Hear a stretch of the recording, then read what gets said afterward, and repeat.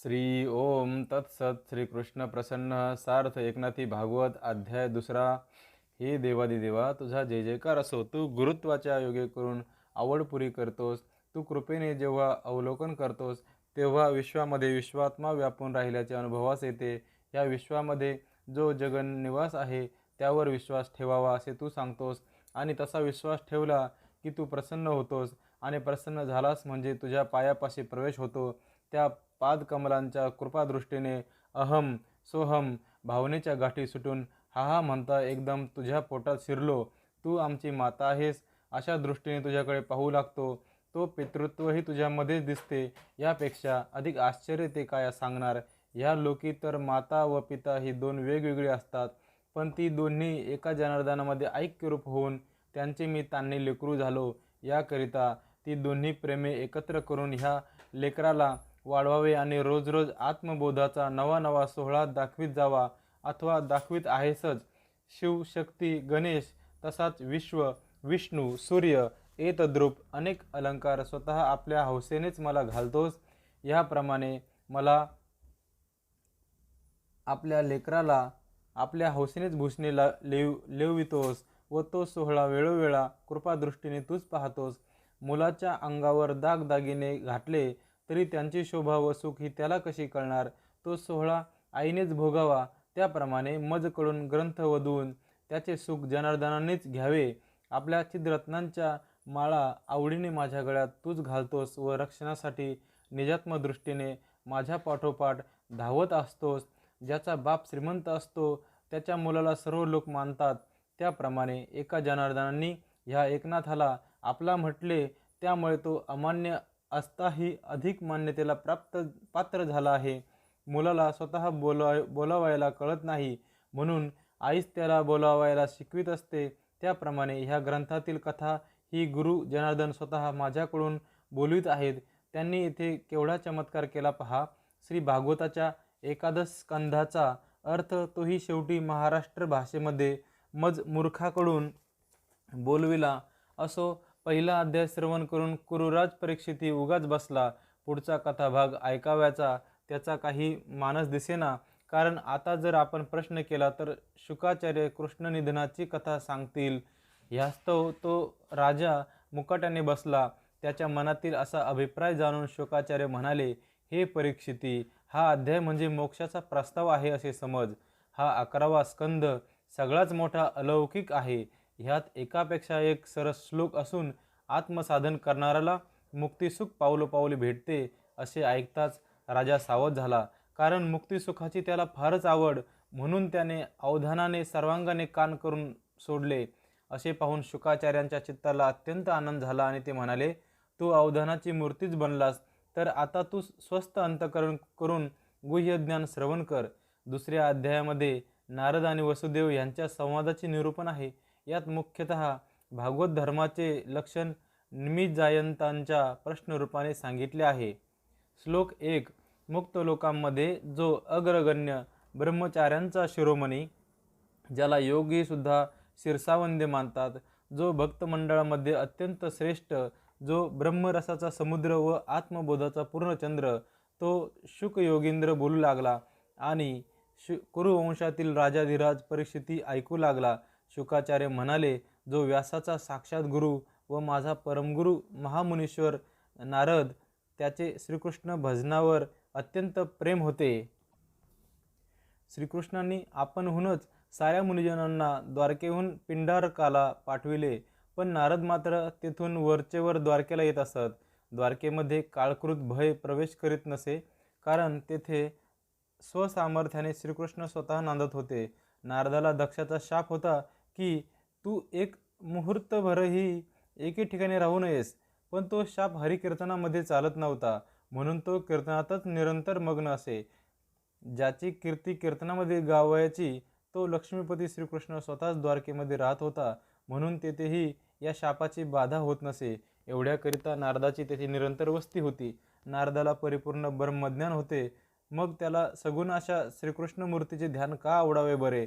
तर श्रीकृष्ण जरी देहधारी होते तरी त्यांचा देह केवळ चैतन्यमय होता, म्हणून श्रीकृष्णाचे भजन नारदांना अत्यंत आवडे. याप्रमाणे श्रीकृष्ण भजन जर मुक्तांनाही आवडते तर त्याला भजत नाही असा अभागी कोण असणार? तेच निरूपण शुकाचार्य सांगतात. श्लोक 2. हे राजश्रेष्ठा, बाबा ऐक.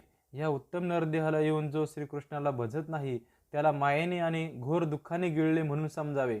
ज्या भगवंतासाठी त्याच्या पायाचे तीर्थ मस्तकावर घेऊन सदाशिव महाश्मशानामध्ये वस्ती करून आत्मध्यानामध्ये बसलेला आहे, ब्रह्मदेव ज्याच्या पोटी आलेला आहे, तेथे इतरांची काय कथा? नरदेहाला येऊन तो नारायणाला भजत नाही तो पूर्ण मृत्यूग्रस्त होय.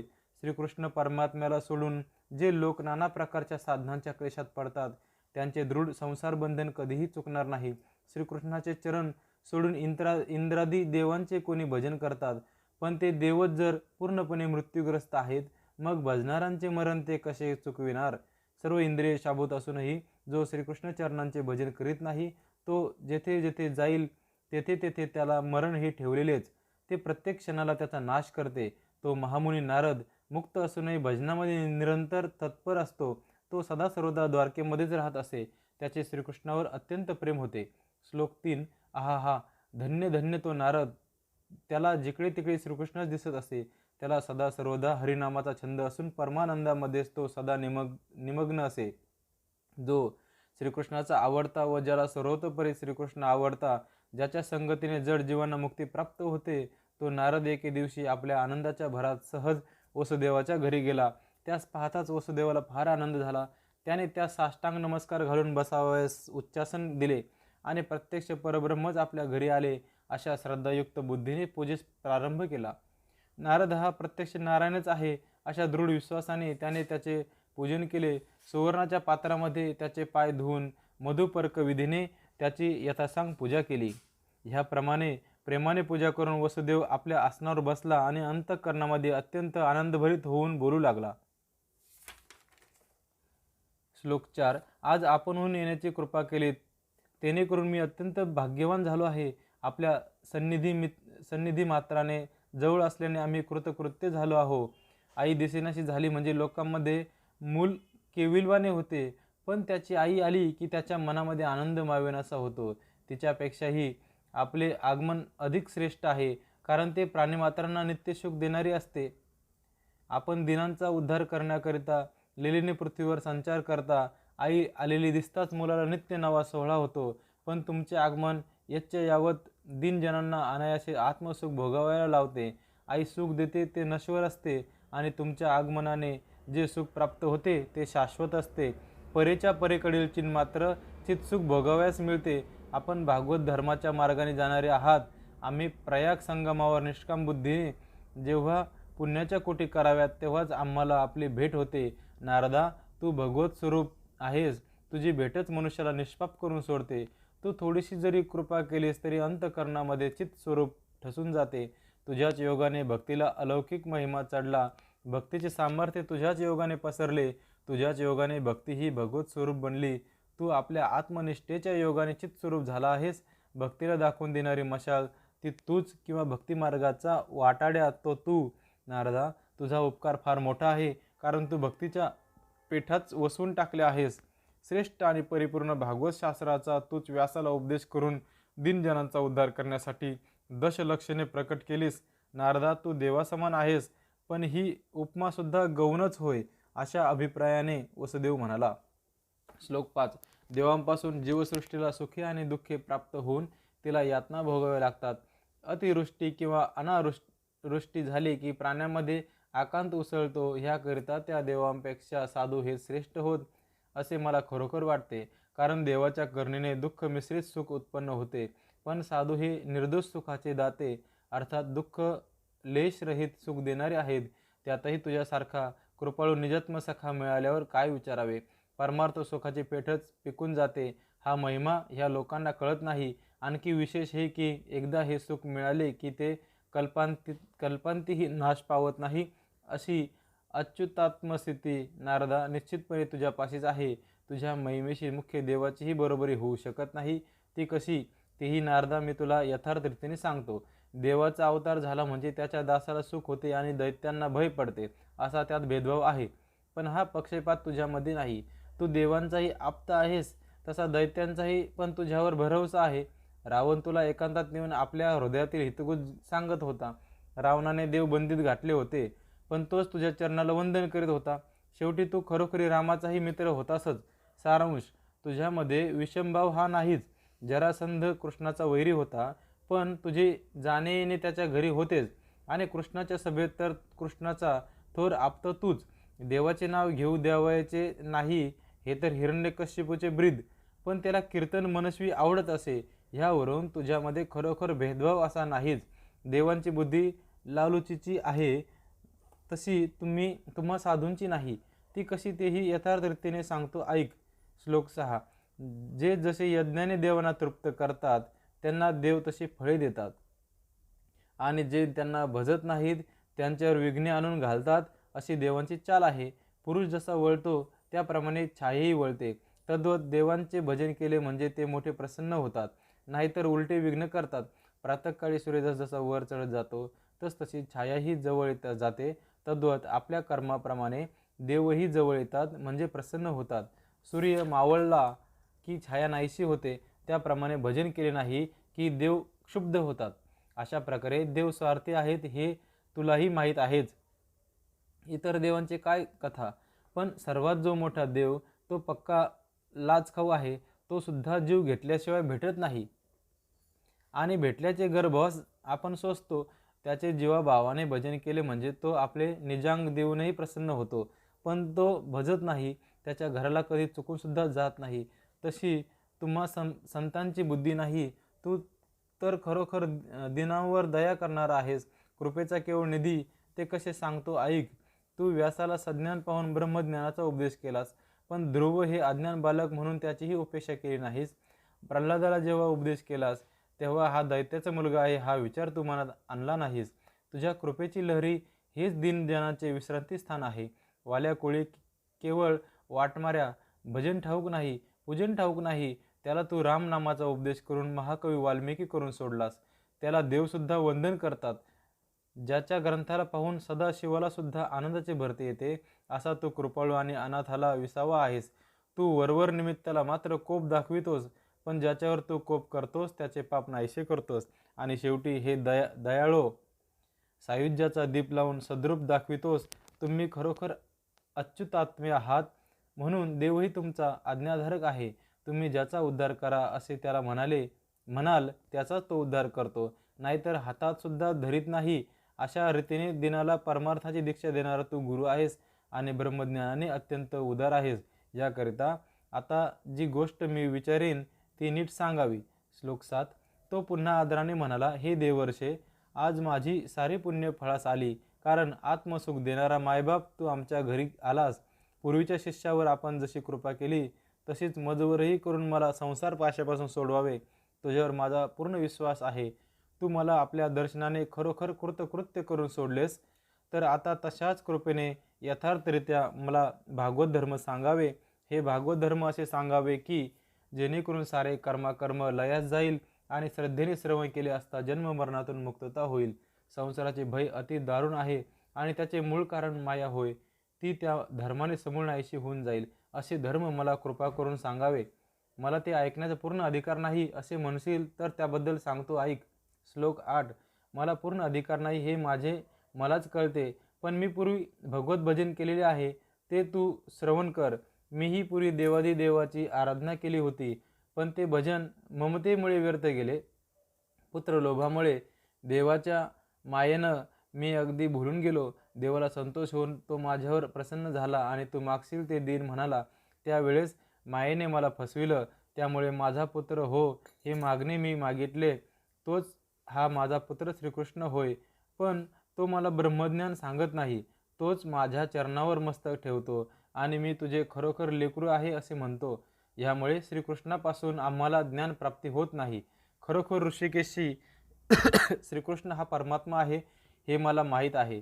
श्रीकृष्ण माझ्या पोटी जन्मास आला म्हणूनच मला श्रद्धा आहे, आणि म्हणूनच तूही संतोष झाला आहेस. तर आता तसाच आपल्या कृपेने माझा उद्धार कर. ज्या मायाच्या भुलीने आम्ही फसी पडलो आहोत ती माया समूळ झडून जाईल असे प्रत्यक्ष ज्ञान सांगावे. यापेक्षा जास्त बोलून काय उपयोग. श्लोक 9. मायारूप जळाने हा संसार समुद्र अगदी तुडुंब भरून जाऊन उतरून जाण्याला अत्यंत कठीण झाला आहे, तर हे मुनिराया, तो उतरून पलीकडे जाण्याला तू तारू हो. ह्या समुद्राचे पाणी सगळे खारट आहे आणि त्यात प्रचंड जलचरे अनिवार्य झालेली आहेत. ती इतकी माटली आहेत की त्यातील एकाने आपल्या सामर्थ्याने खरोखर चराचरच गिळून टाकलेले आहे. मोहाच्या एकावर एक अतिदुर्धर अशा लाटा उसळत आहेत. अविवेकावर त्या आदळतात व धैर्याचा काठ पाडून टाकतात. अहंकार रूप झंझावत रो रो रो असा आवाज वाजत असतो. त्यामुळे सारा समुद्र अगदी खवळून जातो आणि मी व माझे म्हणून मोठ्याने गर्जना करतो. त्याचप्रमाणे नाना प्रकारच्या वासनांचे भोवरे कसे गर गर गर गर फिरतात पहा. त्यामुळे ह्या सागरातून पलीकडे जाण्याचे धैर्य शूरनरांना सहसा होत नाही. द्वेषाचे खाड्यांतून क्रोधाची भरती भरत असते आणि असूया तिरस्कारांचे पुईड पसरून राहते. कामरूप पर्वतांची असंख्य शिखरे उंच नीच दिसत असतात आणि त्यांच्यावर इच्छेची मोठमोठाली झाडे विषांकुराने फोफावतात. या समुद्रात संकल्प आणि विकल्प रूप मासे असून निंदारूप अकराळ विकराळ सुसरी आहेत आणि ब्रह्मद्वेष रूप माजलेले नक्र समुद्रामध्ये तळपत असतात. संसार समुद्र हा प्रचंड आहे, तरीसुद्धा त्याला खरोखर शोषून टाकणारा तू अगस्तीच आहेस. याकरिता तुझ्या सहाय्याने हा समुद्र उल्लंघन करून जाऊ असा आम्हाला भरोसा वाटतो. ह्याच्या लाटांचे सर्व भय ब्रह्मांडाला आहे, पण तुझ्या कृपेने त्या आम्हाला मात्र बाधक व्हावायच्या नाहीत. तर हे नारद देवा, हे दयानिधे, आपण ह्या जन्ममरणरूप संसार सागरातून अनायासे माझा उद्धार करावा. हा संसार समुद्र केवळ पायानेच तरून जाऊन प्रत्यक्ष पैलतीर गाठीन असा भागवत धर्माचा विचार मला सांगावा. हे वसुदेवाचे भाषण ऐकून नारदाच्या मनाला परम संतोष झाला. तीच त्याची आनंदमय स्थिती शुकाचार्य आपल्या मुखाने परीक्षितीला सांगतात. श्लोक 10. हा वसुदेवाचा प्रश्न सांगताना श्री शुकाचार्यांना स्वानंदाचे भरते आले. चैतन्यरूपी मेघ असा नारद मुमुक्षू लोकांवर चित्त सुखाचे जीवन जल वर्षाव करू लागला. श्री शुकाचार्य म्हणाले, हे राजा, हा आवडीचा प्रश्न ऐकून मनाला मन मिळाल्यामुळे नारद म्हणाला, हे वसुदेवा, तुझी वाणी धन्य होय. हा तुझा प्रश्न ऐकून चिदानंद स्वरूपाने नारायणच प्रगट झाला आहे. असे बोलता बोलता नारद आत्मानंदाने अगदी भरून गेला. त्याच्या अंगावर रोमांच उभे राहिले. साऱ्या अंगाला घाम फुटला. डोळ्यातून आनंदाश्रू वाहू लागले आणि स्वानंदाच्या रंगात तो डोलू लागला. प्रेमळ श्रोता मिळाला असता जो वक्त्याला पूर्ण आनंद होत नाही, त्याला कथासारामृताची चवच ठाऊक नाही. तो अगदी कोरडा आहे म्हणून समजावे. वसुदेवाचा प्रश्न ऐकताच नारदाला अत्यंत आनंद झाला आणि मग त्या आनंदयुक्त वाणीने गर्जना करून वसुदेवाला काय बोलू लागला ते ऐक. श्लोक 11. नारद म्हणाला, हे यादवश्रेष्ठा, हे परमार्थनिष्ठ वसुदेवा, तुझ्या उत्कंठेची खरोखरच धन्य आहे. भागवत धर्मावर तुझी मोठी भक्ती आहे, ह्यात शंका नाही. हे श्रीकृष्ण जनका, ज्या धर्माच्या प्रश्नोत्तराने ह्या साऱ्या विश्वाचाही उद्धार होईल, त्याच धर्माचा तू प्रश्न विचारलास, हे फारच उत्तम झाले. तुझ्या प्रश्नोत्तराच्या योगाने साधक उद्धरून जातील, ह्यात आश्चर्य काय. ह्याच्या योगे महापापीसुद्धा पावन होतील. श्लोक 12. भागवत धर्मच असा आहे की त्यांच्या श्रवणाने कित्येक उद्धारतात. कोणी त्याच्या पठणानेच तरतात, कोणी त्याचे चिंतन करून संसार पाशातून मुक्त होतात, कोणी श्रोत्याला व वक्त्याला पाहून आपल्या मनात आनंदभरित होतात. सद्भावाने जे त्यांना भले भले म्हणतात ते सुद्धा येथे ह्या भागवत धर्माने तरून जातात. यातही मोठेसे नवल नाही, पण जो देवद्रोह करणारा दुरात्मा असतो अथवा साऱ्या विश्वाचा द्रोह करणारा दुष्ट चांडाळ असतो, तो सुद्धा ह्या भागवत धर्माने तरून जातो, असा ह्याचा महिमा आहे. भागवत धर्म जर हृदयामध्ये बाळगला तर अकर्म्याच्या कर्माचा तो नाश करून टाकतो आणि अधर्म्याचे अधर्मही रसातळाला नेऊन त्यांना उत्तमोत्तम पदावर नेऊन बसवितो. जेथे भागवत धर्म शिरतो तेथे तो कर्म सारे लयास नेऊन निंदा, द्वेष, क्रोध, अविद्या ह्यांचे नावसुद्धा उरू देत नाही. अशा त्या भागवत धर्म संबंधानेच तू अति आदराने व भक्तीने गूढ प्रश्न केलास. तेव्हा हे वसुदेवा, तू मोठा पवित्र व अत्यंत उदार भाग्याचा आहेस. तुझ्या पवित्रपणाचे वर्णन किती करावे. ज्याच्या नामाने आम्ही पावन व जगद्वंद्य झालो, तो श्रीकृष्ण प्रत्यक्ष तुझ्या पोटाला आलेला आहे. तो श्रीकृष्ण तुझ्या घरात नित्य वास करीत आहे. तेव्हा तुझ्या एवढ्या भाग्यवान मला तर दुसरा कोणी दिसत नाही. हे वसुदेवा, तुझ्याच नावावरून ह्या अनंताला वासुदेव असे म्हणतात. त्या वासुदेव नामाचे स्मरण केले असता प्राणी अत्यंत पावन होतो. श्लोक 13. ज्याच्या गुणानुवादाने पुण्य वाढते, ज्याच्या नामाने संसार बंधन तुटते, त्या नारायणाचे तू आज स्मरण करविलेस, तेव्हा तुझ्या ह्या वाणीचे कल्याण असो. आज तुझा हा प्रश्न ऐकून हृदयामध्ये नारायणच पूर्णपणे प्रगट झाला आहे. हा तुझा माझ्यावर मोठा उपकार होय. ह्याकरिता हे वसुदेवा तुझे कोटी कल्याण असो. नारदाचे हे भाषण ऐकून कदाचित कोणाच्या मनात विकल्प येईल की नारदाला पूर्वी नारायणाचे विस्मरण झाले होते, आता वसुदेवाच्या प्रश्नामुळे त्याला स्मरण झाले. पण असा जे कोणी विकल्पाचा तर्क करतील ते आत्मघातकी समजावे. त्याविषयीची फोड उघड करून शुक सांगत आहे ती ऐका. अग्निकुंडामध्ये अग्नी स्वयंभू असतो, त्यावर तूप ओतले की तो अधिकच भडकतो. तद्वत प्रेमळ प्रश्नाच्या योगाने मुक्ताचे सुख अधिक विकासते. श्रोता भक्तिभावाने तल्लीन झाला म्हणजे मुक्तही अधिक उल्हासाने कथा सांगतो. त्या सुखाची गोडी जाणत असतो, तोच यथार्थ रीतीने समजतो. ह्याकरिता मुक्त, मुमुक्षू आणि विषयी जनसुद्धा भागवत धर्माने पूर्ण शांती पावतात. तोच प्रश्न वसुदेवाने केला म्हणून नारदालाही परमानंद झाला आणि परंपरागत प्राचीन असा जो भागवत धर्म तो सप्रमाण सांगण्याकरिता त्या नारद मुनींनी मागील इतिहास सांगण्यास सुरुवात केली. श्लोक 14. वरील अर्थाचाच जनक राजाचा प्रश्न होता व त्याचे उत्तर 9 आर्षभांनी दिले होते. नारद म्हणाला, त्या भागवत धर्माचा संपूर्ण प्राचीन इतिहास मी तुला सांगतो, ऐक. परंतु प्रथम आर्षभ हे कोण असे विचारशील तर त्यांची वंशावळीही सांगतो. त्यांचा उत्तम कुळात जन्म झाला असून त्या 9 आसामींमध्ये उत्तम ब्रह्मनिष्ठा उत्पन्न झालेली होती. श्लोक 15. स्वयंभू मनूचा पुत्र होता, त्याचे नाव प्रियव्रत असे जाण. त्याचा पुत्र अग्निध्र नावाचा विख्यात होता. त्याचा सूर्यवंशातील पुत्र नाभी हा होय. त्या नाभीपासून ज्ञानाचा केवळ विलास असा ऋषभ जन्मास आला.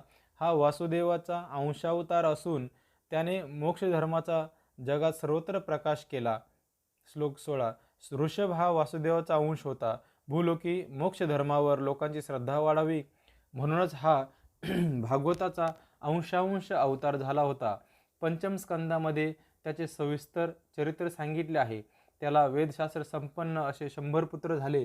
त्यामध्येही सर्वात वडील पुत्र होता तो अतिशय पवित्र होता. त्याचे लोकविलक्षण चरित्र सांगतो, ऐक. श्लोक 17. या वडील मुलाचे नाव भरत असून तो नारायणाचा परमभक्त होता. अद्यापि भरतवर्ष म्हणून जे ह्या भरतखंडाला म्हणतात ते ह्याच्याच नावामुळे प्रसिद्ध झाले आहे. जो मनाने, वाचेने आणि कर्माने नारायणाला अखंड भजे, जो राज्यकारभारात असताही आत्मखुणा चुकत नसे, ज्याप्रमाणे वाटेने चालत असता वाकडी तिकडी पावले पडली किंवा ठेचही लागली तरी त्याला भूमीचाच आश्रय असतो, त्याप्रमाणेच तो भरत राज्यकारभार पाहत असता व यथोचित कर्मे आचरित असताही आत्मनिष्ठेपासून च्युत झाला नाही.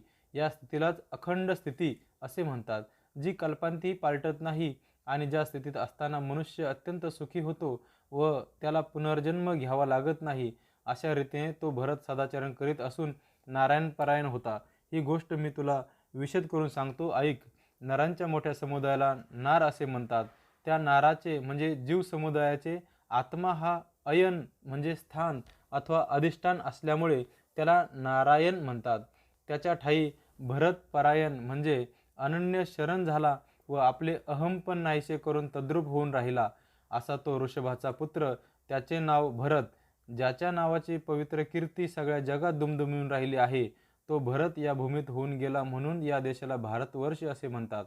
सर्व वैदिक कर्मारंभी संकल्प करीताना त्याच्या नावाचा उच्चार करावा लागतो. पण असा अगदी आत्माच रामस्वरूप झाला तरी त्याला सुद्धा विषय संग योग्य नाही. हे समजण्यासाठी त्याचे पुढील चरित्र मी सर्वांना सांगतो, ते ऐकावे. नावानेच त्याने आपली फार प्रसिद्धी केली म्हणूनच याला भरतखंड असे म्हणतात. पण ह्याहूनही त्याचा प्रताप प्रचंड म्हणजे लोकविलक्षण आहे, तो सांगतो, ऐक. श्लोक 18. त्याने सर्व दिशा पादाक्रांत करून समुद्र वलयांकित पृथ्वीचे राज्य केले. मोठमोठ्या देवांनीही जे भोगविलास भोगले नाहीत अशा नाना प्रकारच्या सुखविलासांचा त्याने उपभोग घेतला. त्याला स्त्रिया व पुत्र ही अनुकूल असून पवित्र मंत्रीही अनुकूल होते. तसेच सर्व राष्ट्र अनुकूल असूनही त्या नाना प्रकारच्या दिव्य भोगांचा त्याने त्याग केला. अशा प्रकारचे सर्व भोग भोगल्यानंतर ते आपले समुद्र वलयांकित सर्व राज्य सोडून देऊन स्वहितावर दृष्टी ठेवून तो हरिभजनासाठी निघाला. जे राज्यवैभव भोगतात त्यांना विरक्ती कधीच होत नाही. परंतु भरताने मोठी नवलाची गोष्ट केली ती ही की सर्व भोगांचा त्याग करून तो लक्ष्मीपतीची सेवा करू लागला. तो खरोखरच त्याच जन्मात मोक्षाला जावायचा, परंतु त्याला जन्मांतर घ्यावे लागले. त्याचेही कारण सांगतो. एक हरिणी प्रसूती काल अगदी जवळ आला असता नदीच्या पाण्यात उभी राहून पाणी पित होती. इतक्यात तिने एकदम व्याघ्राची गर्जना ऐकली. त्या सरशी ती भयाने तात्काळ उडाली. पण उड्डाण करताना भयामुळे तिच्या पोटातील गर्भ एकदम त्या पाण्यात पडला. त्या काळी जवळच भरत हा स्नान करीत होता. त्याने तो पाहिला आणि तो जात्याच कोमल मनाचा असल्याने त्यास त्याची दया येऊन त्याने त्यास तत्काळ बाहेर काढले. ती हरिणी मागे परतून आली नाही. त्यामुळे ते पाडस आईशिवाय बापडवाने दिसू लागले. त्यामुळे भूतदयेने प्रेरित होऊन भरत त्या हरिण बाळकाचा प्रतिपाल करू लागला. करता करता मृगाची ममता फारच वाढली. ती इतकी की स्नान संध्या अनुष्ठान करताना सुद्धा क्षणोक्षणी त्याला ते हरिणीचे पाळस आठवू लागले. जप किंवा ध्यान आरंभिले की भरताच्या डोळ्यापुढे त्या हरिण बालकाशिवाय दुसरे काहीच दिसत नसे. बसताना, जेवताना, निजताना घटकेला त्या मृगाचीच त्याला आठवण होत असे. हरिणबाळ जरा डोळ्याआड झाला की तो ध्यान सोडून खडबडून उठत असे. अशा रीतीने त्या मृगावर त्याची ममता बसली. एके दिवशी तो मृग स्वेच्छेने अरण्यात निघून गेला. त्यामुळे भरताला अत्यंत दुःख झाले व त्या दुःखाचे वेळीच त्याला मृत्यूने गाठले. यासाठी ममतेपाशी मरण हे ठेवलेलेच समजावे. जो निखालस ममता शून्य असतो त्याला जन्ममरण स्पर्शसुद्धा करीत नसते. भरत स्वतः मोठा तपस्वी होता. तेव्हा तेथे काल कसा शिरला तर ममतेची संधी साधून मृत्यूने त्यावर घाला घातला. देहाला मरण आले त्यावेळी भरताला त्या मृगाचा ध्यास लागलेला होता. त्या योगे त्याला पुढचा जन्म मृगाचा प्राप्त झाला. याप्रमाणे त्याला पुनर्जन्माचे कारण घडले. कृपेने का होईना संग केला असता तोच योग्याच्या योगभंगास कारण होतो. याकरिता जो निस्संग असतो तोच अभंग साधक होय. मृगाचे स्मरण करता करताच त्याला मरण आले, म्हणूनच तो मृगाच्या जन्मास गेला. जो श्रीकृष्ण स्मरण करताना मरण पावतो तो मृत्यूनंतर कृष्ण स्वरूपच होतो. अंतकाळी प्राण्याची जशी मती असते तशीच त्याला गती मिळते. ह्याकरिता मनामध्ये अहोरात्र श्रीकृष्णाचेच स्मरण करावे.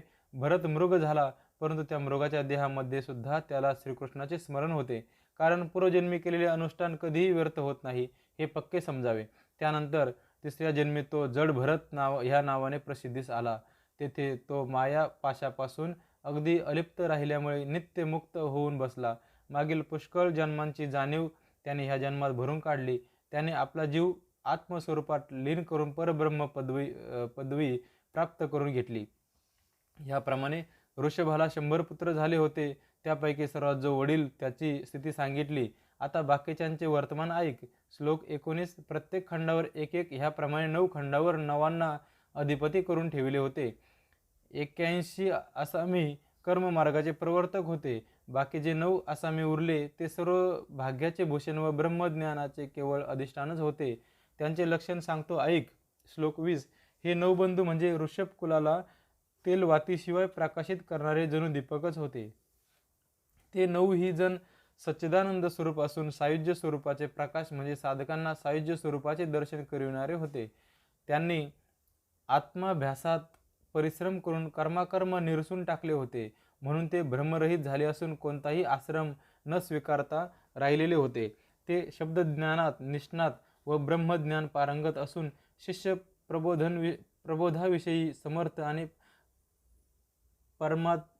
परमाद्भूत व अत्यंत दक्ष होते. ते ब्रह्मविद्येचे चालते बोलते पुतळे असून त्यांचे अवयव म्हणजे ब्रह्माला फुटलेले कोंबच होते. ते विद्येचे पूर्ण बिंब असून स्वतः सिद्ध परब्रह्माचे स्वरूप होते. त्या मुनीश्वरांनी 10 दिशांना एकच दोरा भरून पांघरुणे केली होती. वारा वळून त्याचा ग्रंथी रूप एकच कडदोरा बांधलेला होता. आकाशाचेच त्यांनी वस्त्र केले होते. 9 ही आसामींनी चिदाकाशाचे एकच पांघरुण केले होते. प्राण व अपान ह्या दोहोंची दोरी वळून नाभीमध्ये त्याची गाठ दिली. तोच जीवाची चिद ग्रंथी सुटली आणि तेच त्या 9 आसामींना ब्रह्मसूत्र म्हणजे यज्ञोपवीत झाले. याप्रमाणे परब्रह्माचे वैभवाने व आत्मस्वरूपानुभावाने ते अगदी परिपक्व झाले होते. आता त्या 9 आसामींची नावेही यथा गौरव सांगतो ऐक. ज्यांचे नाव ऐकताच काळ हा कापत कापत माघारी पळतो. ज्यांच्या नामाचे स्मरण केले असता संसार डोकेच वर करू शकत नाही, हे परीक्षिती ज्यांचे नाम घेतले असता भाविक जनांना निश्चय करून मुक्तीच मिळते, त्यांच्या नामाची कीर्ती तुला सांगतो ऐक. श्लोक 21. कवी, हरी, अंतरिक्ष, प्रबुद्ध, पिप्पलायन, अविर्होत्र, सुलक्षणी, द्रुमिल, निर्दोष असा चमस व करभाजन अशा प्रकारे त्या नावांची 9 नावे होती. ह्या नामांचे स्मरण केले असता सर्व पातकांचा नाश होतो असा त्यांचा महिमा आहे. त्यांची परमहंस स्थिती मी तुला सांगतो. ज्यांच्या योगाने सर्व पृथ्वी पावन होऊन जाईल अशा त्या पूज्य 9 मूर्ती होत्या. श्लोक 22. ते 9 जरी देहाने वेगळे दिसत होते तरी भगवत स्वरूपाने एकच होते. सुष्ट असोत की दुष्ट असोत सर्व जणांना आपणासह वर्तमान ते एक रूपानेच पाहत, कारण त्यांना असाधुत्व म्हणून कोठेच काही राहिले नव्हते. सर्व चिन्मय झाल्यामुळे संत म्हणण्यापुरता भेद त्यांच्या ठिकाणी राहिलाच नव्हता. सारे जग भगवंतानेच भरलेले असल्यामुळे आपण त्याहून निराळे राहणे शक्य नाही. त्यामुळे ते सर्व भूतमात्र व पंचमहाभूते भगवत स्वरूपच पाहत असत. हे पाहणे व पाहण्याचा पदार्थसुद्धा आपणच होणे न होणे, येणे जाणे ही सर्व लक्षणे गिळून टाकून ते जगात वावरत असत. श्लोक 23. वैकुंठ, कैलास, तसे देव व सिद्ध, साध्य, गंधर्व, यक्ष, नर, किन्नर, नाग, मुनी, चारण, भूतनाथ, विद्याधर, द्विज, गायक इत्यादींची स्थाने, सारांश, स्वर्ग व सप्त पाताळादी म्हणजे श्लोकामध्ये सांगितलेले 14 लोक, यामध्ये ते निरीच्छपणे खुशाल फिरत असत. त्यांच्या मनात विषयासक्ती नसल्यामुळे त्यांची गती कुठेच खुंटत नसे. स्वेच्छेप्रमाणे पाहिजे तिकडे जाण्याचे त्यांच्या अंगी सामर्थ्य असल्यामुळे ते निष्कामपणे हवे तिकडे खुशाल जात येत असत. श्लोक 24. ज्या ठिकाणी मनाचा सुद्धा प्रवेश होणे नाही त्या ठिकाणी ते पायाने जात. अशा प्रकारे ते इच्छागमनी स्वेच्छेने जगात फिरता फिरता एक वेळ कर्मभूमीवर आले आणि यदृच्छेने पृथ्वीवरील अजनाब खंडाला भारतवर्षात येऊन पोहोचले. तेथे जनक राजाचा यज्ञ चालू असून मोठमोठे ऋषी असंख्यात जमले होते. तो यज्ञ वेदोक्त विधीने यथाशास्त्र चालला होता. कुंड, मंडप, वेदिका, दिशासाधन, अनुष्ठानाची पीठिका म्हणजे यथाशास्त्र पूर्वतयारी करून सर्व कर्मे पवित्र रीतीने चालली होती. श्रुक, श्रुवा इत्यादी यज्ञपात्रे, त्रिसंधाने म्हणजे 3 ठिकाणी जोडलेली दर्भाची दोरी, शुल्बादी रज्जू व दर्भाची परिस्तरणे पसरून दंडाप्रमाणे म्हणजे अखंड वसुधारा म्हणजे तुपाची धार धरून ऋषीमंडळे होम करीत होती. होमाची समाप्ती होऊन पूर्णाहुतीची वेळा आली तोच हे 9 आसामी अर्षभयोगी तेजाने देदीप्यमान असे येताना दृष्टीस पडले. श्लोक 25.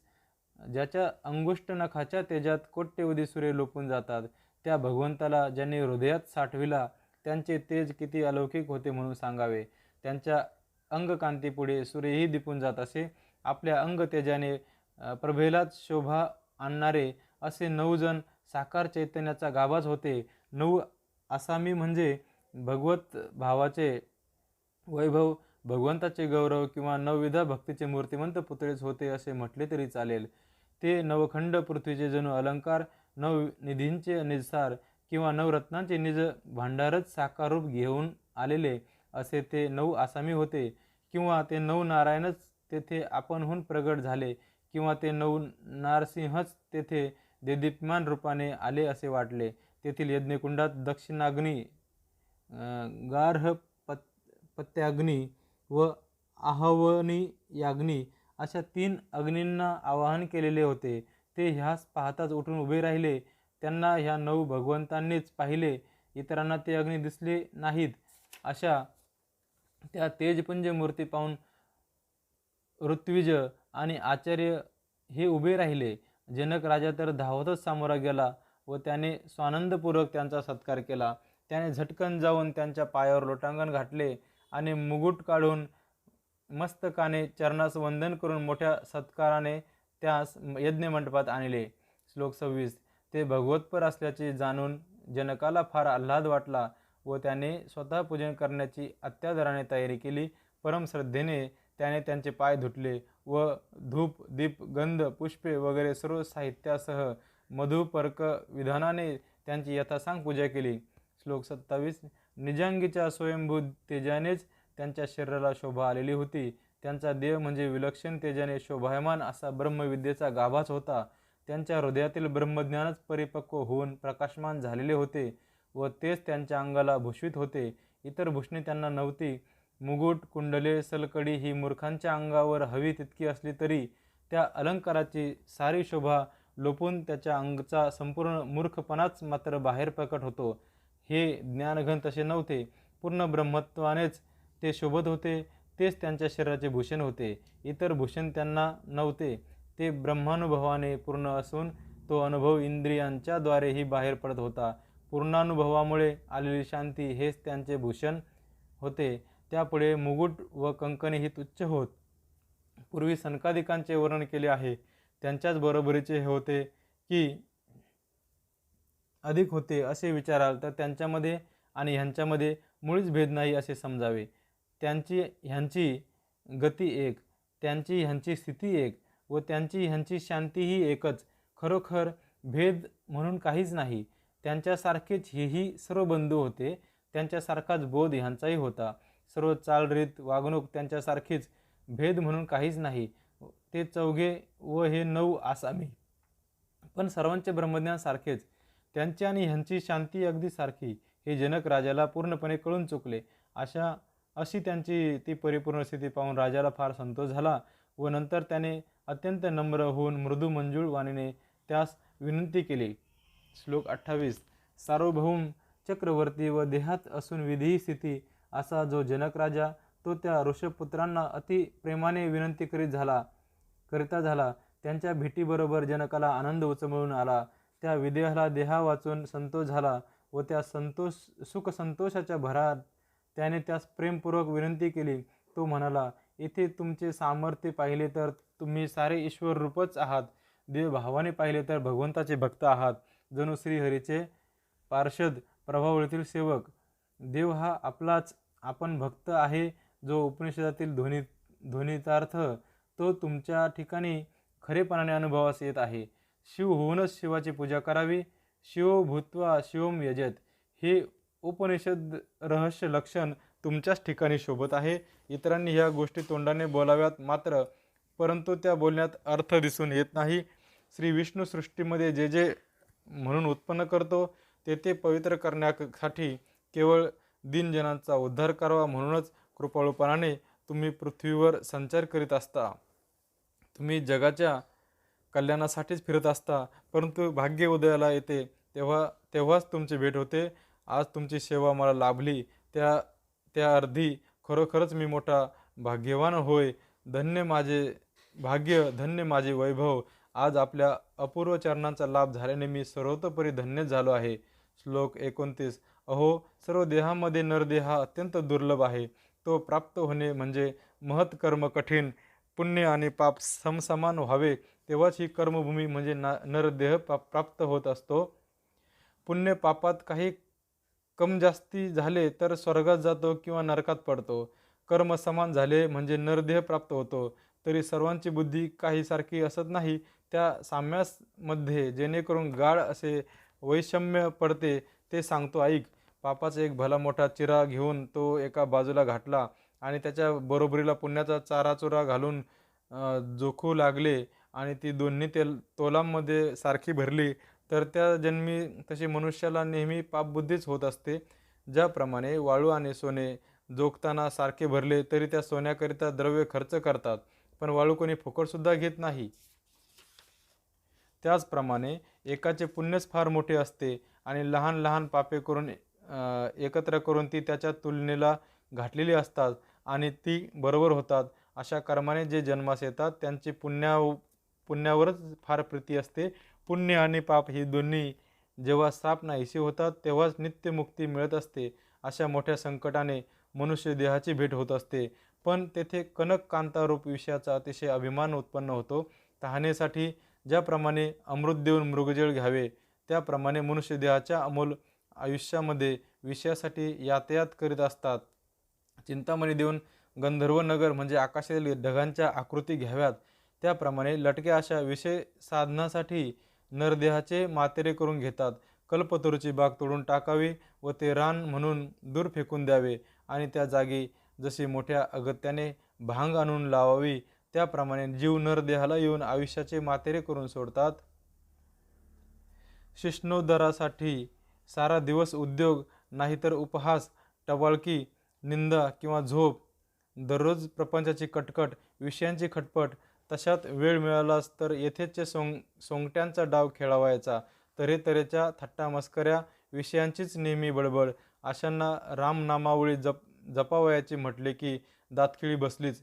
कामधेनू घरी आली असता पोसवत नाही म्हणून तिला हाकून द्यावी. त्याप्रमाणे श्रीरामनामाचा जप न केल्यामुळे जीव नरदेहात येऊन फुकट गेले. ह्या नरदेहाचा अहंकार धरून राहावे तर तो मूळचाच क्षणभंगूर. येथे भगवंताशी एकरूप झालेले भक्त भेटणे हेच मोठे भाग्य होय. ज्यांना भगवत भक्तीची अत्यंत गोडी असते, त्यांच्यावर भगवंताचेही अत्यंत प्रेम असते. तशा भगवत भक्तांची प्रत्यक्ष भेट होतात तेव्हाच होते की जेव्हा कोटी पुण्य उभी राहतात. ज्याच्या प्रेमाच्या लोभामुळेच भगवंत आपले निज निर्गुण रूप पालटून जन्म घेता झाला, ज्यांच्या लोभामुळेच त्या पद्मनाभाला दशावतारांची शोभा प्राप्त झाली, असे जे कृष्ण कृपाबळानेच त्याचे अत्यंत आवडते झाले, तशांची भेट भाग्य उदयाला येतात तेव्हाच होत असते. अंगामध्ये निरीच्छता, आत्मस्वरूपामध्ये दृष्टी व कोट्यानुकोटी पुण्य लागोपाठ उभी राहतात तेव्हाच हरिप्रियांची भेट होते. वाघाचे व सिंहाचेही दूध मिळेल, चंद्रामृतही हाती येईल, पण हरिप्रियांची भेट मात्र होणार नाही. त्याला मोठे दुर्लक्ष भाग्यच लाभते. वाघाच्या आणि सिंहाच्या दुधाने मनुष्य अतिशय प्रबळ व पुष्ट होईल, पण त्या दुधापासून काही जन्ममरण चुकणार नाही. चंद्रामृत जो पितो तो नित्य निरोगी होतो असे म्हणतात, पण चंद्र हाच मूळचा क्षयरोगी आहे. त्याचे अमृत दुसऱ्याला निरोगी कसे करणार? वाघाच्या आणि सिंहाच्या दुधाने प्राणी जर अजरामर झाले असते तर मग त्याच दुधापासून ज्यांची उत्पत्ती ते वाघ आणि सिंह का मरते?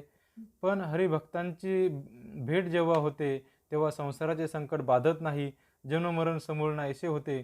तात्पर्य, त्यांची भेट होण्याला अत्यंत भाग्य पाहिजे. आज ते सर्व भाग्य माझ्या वाट्यास आले आहे, कारण मला तुमचे दर्शन घडले. तरी आत्यंतिक क्षेम म्हणजे काय ते मला कृपा करून सांगावे. श्लोक 30. तुम्हाला निष्पाप व निर्मळ म्हणावे तर तुमच्या दर्शनाने सर्व कलिमळ तत्काळ नाश पावतात. असे तुम्ही सर्व जात्याच अत्यंत पवित्र व पावन आहात. स्नान केले की गंगा सर्व जगाला पवित्र करून सोडते, पण ती गंगा ही स्वतःचे पातक नष्ट होण्यासाठी तुमच्या चरणसंगाची इच्छा करते. तुमच्या दर्शनाचा लाभ हीच चित्स्वरूप गंगा होय. ती जगामध्ये अत्यंत समर्थ आहे. केवळ दर्शनानेच भव म्हणजे संसार नाहीसा करून टाकते. मग जन्ममरण कुठले? ह्या तुमच्या दर्शनापुढे गंगेचा काय पाड? तीर्थाच्या महिम्याची त्याच्यापुढे प्रतिष्ठा नाही. तीर्थाच्याने संसार दूर करणे अशक्य आहे, त्याचा नाश तुमच्या दृष्टीसंगानेच होतो. अशी अत्यंत पवित्रता आपण आपल्या कृपादृष्टीनेच वाढविता. मी तर आज अत्यंत पवित्र झालो, कारण तुम्ही दीनदयाळ मला भेटलात. अशा पवित्र आणि कृपामूर्तींची संगती मला आज भाग्यानेच प्राप्त झाली आहे. सत्संगतीचे महात्म्य वर्णन करताना श्रुतीसुद्धा मौनावतात. ब्रह्म हे स्वतः निर्धर्म आहे. त्याला आपला धर्म काय आहे हे ते कळत नाही. साधूच्या मुखानेच ब्रह्माला ब्रह्मत्व येते. त्या सत्संगतीचा महिमा फारच थोर व निरुपम होय. सत्संगाला द्रव्याच्या ठेव्यासमान म्हटले तर ठेवा सापडलेला हरवतो, पण सत्संगाचा महिमा असा आहे की तो साधकांना नखशिखांत सद्रूपच करून सोडतो. चांगलासा ठेवा सापडला तर त्यामुळे विषयभोग वाढतो, पण महाराज, सत्संग मात्र तसा नव्हे. तो निर्विषय निरतिशय सुख देणारा आहे. इंद्रियाशिवाय स्वानंद आणि विषयाशिवाय परमानंद प्राप्त होईल असाच ते बोध करतात. म्हणून साधूंचा महिमा आगाध आहे. सत्संग अर्धनिमिष जरी झाला तरी त्या योगे संसाराचा भंग होऊन जातो. ह्याकरिता सत्संगतीचे भाग्यवान साधक आहेत तेच जाणतात. संत चरणाच्या ठिकाणी ज्यांचा भाव आहे त्यांच्यावर त्या भावामुळेच संत आपणहून संतुष्ट होतात. अहो, संतांच्या केवळ सानिध्यानेच संसार आपोआप वायफळ होऊन जातो. नाना प्रकारचे विकार, विषयांचा पसारा इत्यादिकांच्या योगे संसार हा तीव्रत्वाने बाधतो. त्या संसाराचा नाश करावयाला सत्संग हाच एक रामबाण उपाय आहे. दीपाची संगत प्राप्त झाली की कापुराचे कापूरपणाच नाहीसे होते, त्याप्रमाणे सत्संगती प्राप्त झाली असता एका क्षणार्धामध्ये संसाराची म्हणजे जन्ममरण परंपरेची व देहात्मबुद्धीची निवृत्ती होते. ती तुमची संगती आज सुदैवाने मला अकस्मात मिळाली आहे. तर आता प्राणी आत्यंतिक क्षेम म्हणजे शाश्वत कल्याण कशाने पावतील ते सांगावे. भागवत धर्मच आत्यंतिक क्षेमाचे वर्म आहे असे आपण म्हणाल तर महाराज त्या धर्माचा अनुक्रम सुगम करून मला सांगावा. श्लोक 31. भागवत धर्म ऐकण्याइतका जर आमचा अधिकार असेल तर महाराज आपण आम्हाला ते सर्व भागवत धर्म सांगावे. या भागवत धर्माची ख्याती काही विलक्षण आहे. हे जर प्रेमाने स्वीकारले तर जेणेकरून श्रीपती संतुष्ट होऊन आपण सेवकांच्या स्वाधीन होतो. आपण अजन्मा अशी ख्याती श्रीकृष्ण वेदशास्त्रांमध्ये मिरवितात, पण तोच भगवंत भागवत धर्माच्या प्रेमाकरिता भक्तांचे अनेक जन्म सोसतो. अशा ह्या भागवत धर्माला जो कोणी अनन्य भावाने शरण जातो त्याला नारायण प्रसन्न होऊन आपले सर्वस्व अर्पण करतो. आता भागवत धर्म श्रवण करण्याइतका जर माझा अधिकार नसेल तर खरोखर मी तुम्हाला अनन्य भावाने शरण आलो आहे आणि तुम्ही सर्वजण कृपाळू आहात. आपल्या ठिकाणी भूतदया तर परिपक्व होऊन राहिलेली आहे. तुम्ही दयेचे सागर आहात. तुमच्या योगाने दिनांचा उद्धार होतो. जेथे तुमची पूर्ण कृपा असते तेथे जन्ममरण नावाला सुद्धा उरत नाही. सर्व प्रकारचे अधिकार सहजच प्राप्त होतात. अर्थात तुमच्या कृपे परते दुसरे सामर्थ्यच नाही असे निश्चयाने जाणून मी तुम्हाला शरण आलो आहे. ज्ञातेपणाची लाज काय कामाची, कारण येथे तुमच्या कृपेनेच माझे कार्य होणार आहे. अशी जनक राजाने प्रार्थना करून त्या ब्राह्मणांचे चरणरज मस्तकी धरले. जनक राजाचा हा नम्र प्रश्न ऐकून ते 9 आसामीही संतोष झाले. तीच गोष्ट नारद स्वमुखाने वासुदेवाला निरूपण करीत आहे. श्लोक 32. जो जगाची स्थिती व गती जाणणारा, जो हरिहरांचा लाडका, जो निजात्मज्ञानाने परिपूर्ण, तो नारद वसुदेवास म्हणाला. वसुदेवा, जनक राजाने ह्याप्रमाणे मार्मिक प्रश्न केला असता त्या महानुभावांना अत्यंत संतोष झाला. ते 9 आसामीही संतोष होऊन जनक राजाला धन्य धन्य म्हणाले. यज्ञातील ऋत्विजांना व सभासदांना परमार्थ श्रवणासाठी अत्यंत उत्सुकता लागून राहिली. त्यांनाही योग्य अनुमोदन देऊन त्या 9 आसामींनी बोलण्यास प्रारंभ केला. जनकाचे 9 प्रश्न हा ह्या कथेचा प्रधान विषय होय.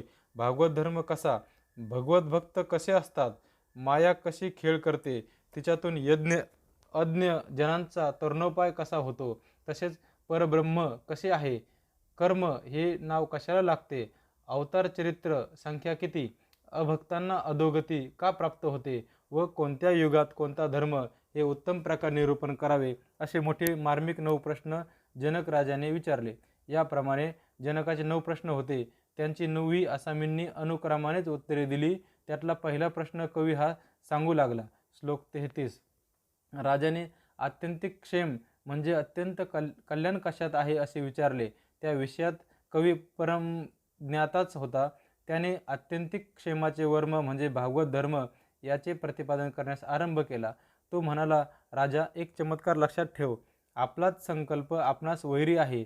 तोच शरीरामध्ये देहबुद्धी, 3.5 हात देह, तोच मी अशी भावना वाढवून संसाराचे भय अधिकाधिक दृढ करीत असतो. ज्याच्या पाशी देहबुद्धी असते त्याला सुख म्हणून नाहीच नाही. असे लोक सुख दुःख, शीत उष्ण इत्यादी द्वंद्वाच्या संधीमध्ये आणि आधिव्याधींच्या महासागरात बुडून जातात. कारण देहबुद्धीपाशी दुःखांच्या राशी ह्या ठेवलेल्या रात्रंदिवस चारही बाजूने महाभयांची भूते त्याला झोंबत असतात. देहच मी मानणाऱ्या मानवाला चिंतेचे मोठे भय असते. त्याच्यावर ममतेच्या द्वारा संकल्प विकल्पाचा मारा सारखा सुरू असतो. देहबुद्धीमध्ये अणुरेणू इतके सुद्धा सुख नाही असे असताही जे सुख मानतात ते महामूर्ख होत. देहबुद्धी ही दुःखजनक आहे. दिव्याची संगत करणाऱ्या पतंगाला केवळ दुःखच असते तरी तो त्याला मिठी मारावायला धावतो. त्याप्रमाणे देहबुद्धी विषयांकडे धाव घेते. याप्रमाणे देहबुद्धी मोठी वाईट आहे. ती विषयांची गोडी वाढविते. त्यामुळे महाभय उत्पन्न होऊन जन्ममरणाचे फेरे अनिवार्य होतात. देहबुद्धीपाशी इतका अपरिहार्य संताप आहे व देहबुद्धीपाशी मोठे पातक आहे असे जो जाणतो तो अनुताप धरून विषयांमध्ये तीळ मात्रही गुंतत नाही. विषयांची गोळी धरली असता कोट्यवधी जन्ममरणे सोसावी लागतात. या भयाने तो विषय सोडून देतो आणि अत्यंत नियमाने इंद्रियात कोंडून ठेवतो. पण इंद्रिय ही कोंडावयाला गेले तर कोंडून घेत नाहीत. विषय सोडू म्हटले तर सुटत नाहीत. पुन्हा पुन्हा उपद्रव द्यावयाला येतात. याकरिताच वेदाने हरिभक्ती प्रकट करून ठेवली आहे. तिच्यामध्ये इंद्रिये कोंडावी लागत नाहीत व विषयासक्ती आपोआप थांबते. हे राजाधिराज, एवढे अद्भुत सामर्थ्य हरिभक्तीमध्ये आहे हे पक्के लक्षात ठेव. योगी लोक इंद्रियांना कोंडून ठेवतात, पण भक्त लोक तीच इंद्रिये भगवंताच्या भक्तीकडे लावतात. योगी जे विषय टाकून देतात तेच भक्त लोक भगवंताला अर्पण करतात. योगी विषयांचा त्याग करतात, पण त्या त्यागाने देहाला दुःख होते आणि भक्त हे तेच विषय भगवंताला अर्पण करीत असल्यामुळे ते नित्यमुक्त होतात. कोणी विकल्पी लोक हे शक्य नाही असे म्हणतात. ह्याकरिता येथे कायने वाचा हा कृष्णार्पण द्योतक श्लोक सांगितला आहे. घरदार, बायका, मुली आणि प्राणसुद्धा भगवंताला अर्पण करावे, हाच पूर्ण भागवत धर्म आणि ह्याचेच नाव मुख्य भजन होय. आता 11ही इंद्रियांच्या वृत्ती भगवत भक्तीकडे कसा लावाव्या ते हे राजा तुला संक्षेप रीतीने सांगतो ऐक. मनाने हरीचे ध्यान करावे, कानांनी त्याची कीर्ती श्रवण करावी, जिव्हेने नामस्मरण करावे आणि रात्रंदिवस त्याच्या कीर्तनात मग्न असावे. हातांनी हरीचे पूजन करावे, पायांनी देवालयात जावे, नाकाने निर्माल्य तुळशीचाच वास घ्यावा. जो मस्तकावर नित्य निर्माल्य धारण करीतो आणि पोटात चरणतीर्थ व हरिप्रसाद साठवितो त्याला पाहून संसार भय लांब पळते. वाढत्या सद्भावाने व चढत्या प्रेमाने ज्याला श्रीकृष्णाचे भजन अखंड घडते त्याला संसाराचे बंधन उरत नाही. सर्व भयांमध्ये भवभय अति दुर्धर, तेही बिचारे हरिभक्तीपुढे केवळ पामर होऊन जाते. मग ते समोर उभे कसे राहणार? रामकृष्ण स्मरण केले असता जन्मरण उठून पळू लागते. ते तर धैर्य धरून पुढे राहण्याला संसार भयाला तोंड कुठचे. जेथे हरिचरण भजनाची प्रीती तेथे संसार भयाची निवृत्ती. याप्रमाणे भगवत भक्ती ही परम निर्भय होय असा आमच्या बुद्धीचा निश्चय आहे. तू पक्केपणे जाण की हा आमचा कृतनिश्चय आहे व याला वेद, शास्त्र, पुराणे साक्षी आहेत. तात्पर्य सर्व प्राण्यांना सर्वोपरी भगवत भजन हेच निर्भय स्थान आहे. वेद, शास्त्रे, पुराणे हे बाजूला राहोत, पण प्रत्यक्ष श्रीकृष्णाने आपल्या मुखाने हेच सांगितले आहे की मी सर्वथा भक्तीच्या अधीन आहे. यावरून भगवंताच्या वाक्यात भक्ती हीच प्रधान होय. इतकेच नव्हे तर प्रत्यक्ष श्रीकृष्णाने आपले चारही हात उभारून निजात्म प्राप्तीचा उपाय सांगताना भक्त्याहमेकया ग्राह्य म्हणजे एका भक्तीनेच मी वश होणारा आहे असे एकदम सांगितले आहे.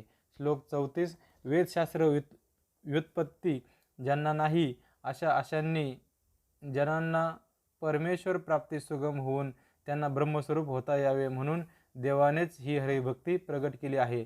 वेदशास्त्र पठण न करता जड मूळ कोण तरले असे म्हणाल तर उन्मत्त राजेंद्राचा उद्धार झाला आहे. परिस्थितीचे गर्भामध्ये संरक्षण झाले आहे. अंबरीशाचे गर्भवास चुकावायला भक्ती हीच कारण झाली आहे. अहम भक्त पराधीन म्हणजे मी भक्ताच्या स्वाधीन आहे असे आपल्या तोंडाने नारायणाने म्हटले आहे.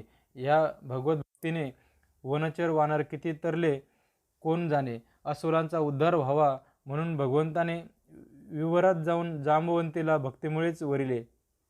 पुन्हा हे लक्षात आण की केवळ अविवेकी असे गवळी, गोधने व गोपाल जे कृष्णाचे सखे सवंगडी ते सुद्धा प्रबळ अशा अनन्य प्रीतीमुळेच उधळून गेले. शास्त्राविरुद्ध अविवेकामुळे जार भावानेच का होईना श्रीकृष्णावर अत्यंत प्रीती ठेवल्यामुळे गोपी किती उद्धरल्या त्यांची ही तर गणतीच नाही. अनेक प्रकारची शास्त्रे वगैरे न पडता सुलभ उपायाने ब्रह्मप्राप्ती व्हावी आणि दुबळीही निश्चितपणे तरुण जावी म्हणून भगवंताने आपली भक्ती प्रगट केली. राजा, तेच हे भागवत ज्यात मुख्यत्वे करून भक्तीच प्रधान आहे. शुद्ध भावाने भगवत भजन केले असता अज्ञानी लोक उद्धरून जातात. हे भागवत नव्हे ही दीन अज्ञानी लोकांकरिता घातलेली पाणपोईच आहे. भजन भावाने संसार सागर तरुण जाण्याकरिता देवाने ही एक मोठी नौकाच निर्माण करून ठेवली आहे.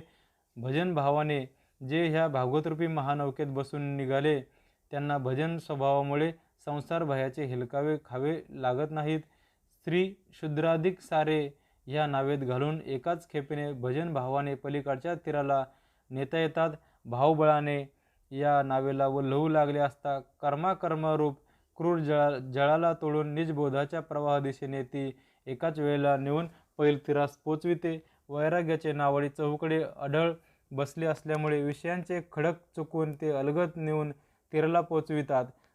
संचित क्रियामनांच्या लाटा मोडून नीट रस्त्याला लावतात आणि प्रारब्धाचा साठा संपवून आत्मस्वरूप तटाला पोचवितात. यामध्ये काही न्यूनाधिक्य झाल्यास गुरुवचन सांभाळून घेते. नाव तीराला लागत असता भूतदयेच्या दोराने आत्मनिर्धाराने ओढतात तेव्हा सपाट्यासरशी ती नौका परत तीराला लागते, सर्वांना एकदम परतीरावर उतरवितात आणि मग आत्मसाक्षात्कार झाल्याने पुनरावृत्ती खुंटून ये जा न करावे लागत नाही. एक भाव धरला की पुरे, मग बुडणे म्हणतात ते मिथ्या होऊन जाते. मग जिथे पोचावायचे म्हणतो ते स्थानच हा आपण होऊन बसतो. इथे पोहल्याशिवाय तरावायचे आणि प्रयासाशिवाय प्राप्ती व्हावयाची, अर्थात सुखोपायाने ब्रह्मप्राप्ती व्हावी म्हणून नारायणाने भक्ती प्रकट केली आहे. भागवत धर्माची स्थितीच अशी आहे की त्याने साळीभोळीही संसार समुद्र तरून जातात. सुलभ रीतीने ब्रह्मप्राप्ती कशी होते तेच आता श्लोकार्थामध्ये स्पष्ट करून सांगतात. श्लोक 35. ज्याला श्रुती स्मृती समजत नाहीत, पण केवळ भक्तिभावानेच जो भगवन मार्गाला म्हणजे भागवत धर्माला अनुसरतो, ज्याला विधिनिषेधांची बाधा होत नाही व स्वप्नात सुद्धा प्रमाद घडत नाही, सप्रेम सद्भावाने जर भागवत धर्माचे आचरण केले तर त्याला कर्माकर्म बाधू शकत नाही. त्याच्या भक्तीनेच पुरुषोत्तम सदा सर्वदा संतुष्ट असतो. श्रुती आणि स्मृती हे दोन डोळे आहेत. त्यांच्याशिवाय जे आंधळे असतात तेही भावबळाने हरिभजनामध्ये धावताना पडत नाहीत व अडखळत नाहीत. हे राजा, प्रेमाशिवाय श्रुती स्मृतींचे ज्ञान, प्रेमाशिवाय ध्यान पूजन, प्रेमाशिवाय श्रवण कीर्तन ही सर्व व्यर्थ होत, हे लक्षात ठेव. आई पाहिली की मूल डोळे झाकून तिच्याकडे धाव घेते. त्या धावेबरोबरच आई ही पण तितक्याच प्रेमाने धाव घेऊन मुलाला झेलून घेते. त्याप्रमाणे जो भक्त भगवंताला सप्रेम भजतो त्याच्या त्या भजनाबरोबर भगवंतही भुलून स्वानंदाने त्याच्याबरोबर चालू लागतो व त्याला पदोपदी सांभाळतो. अशा प्रकारे भक्त भागवत धर्म आचरित असता त्याला कर्माकर्म बांधू शकत नाही. कारण कर्माला ज्याने आज्ञा व नियम घालून दिले आहेत तो पुरुषोत्तमच त्याच्या भजनामध्ये असतो. याप्रमाणे स्वानंद कंद जो गोविंद तो जेथे भागवत धर्माने संतुष्ट होऊन चालत असतो तेथे विधिनिषेधांचा शिरकाव कसा होणार? त्याच्या भक्ताला प्रमादाची कधीही बाधा होत नाही. ज्याप्रमाणे धन्याच्या मुलाला पहारेकऱ्यांच्याने अटकाव करवत नाही, त्याप्रमाणे भागवत धर्माने जो भजन करणार आहे त्याला कर्माचा अडसर प्रतिबंधक होत नाही. ज्याला भगवत भजनामध्ये विश्वास आहे त्याचे विधिनिषेध हे दासच बनतात. त्याचा भजन विलास पाहून स्वतः जगन्निवास परम संतुष्ट होतो. भागवत धर्माने कर्म करण्याचे राहते तसा पुरुषोत्तम संतुष्टच होतो. प्रेमळ भक्तांना कर्म बाधते हा भ्रांतिष्ट लोकांना वृथा भ्रम आहे.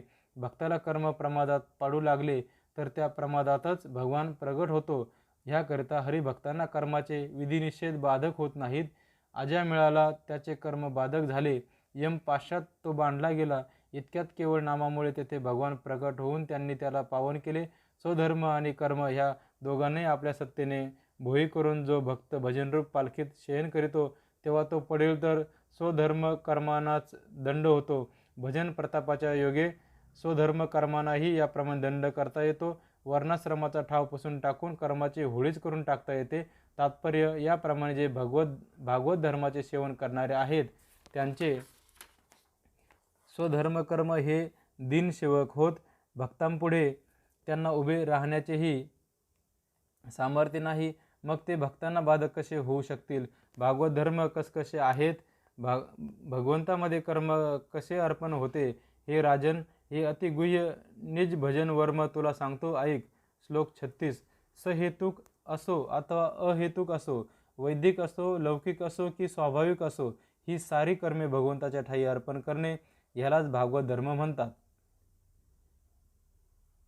सहेतुक असो अथवा अहेतुक असो, वैदिक असो, लौकिक असो की स्वाभाविक असो, ही सारी कर्मे भगवंताच्या ठाई अर्पण करणे ह्यालाच भागवत धर्म म्हणतात. हे तू ध्यानात ठेव. उदकातील लाट अति चपल असते, पण ती जिकडे जाईल तिकडे उदकातच मिसळते. त्याप्रमाणे भक्तांचे सारे कर्म तत्काल भगवंताच्या ठाईच अर्पण होते, अर्थात भगवद्रूपच होऊन जाते.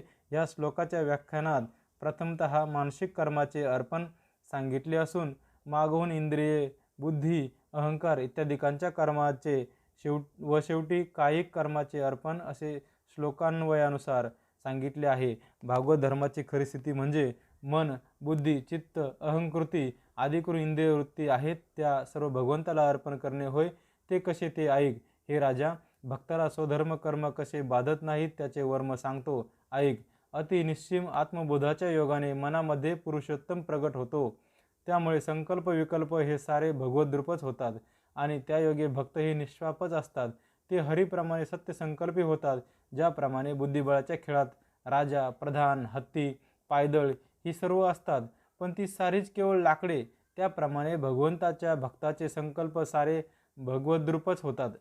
त्यांचा संकल्प ज्या ज्या विषयाची इच्छा करीतो तो तो विषय आत्माराममयच बनतो. त्यामुळे भजन संभ्रम आपोआपच अतिशय वाढतो.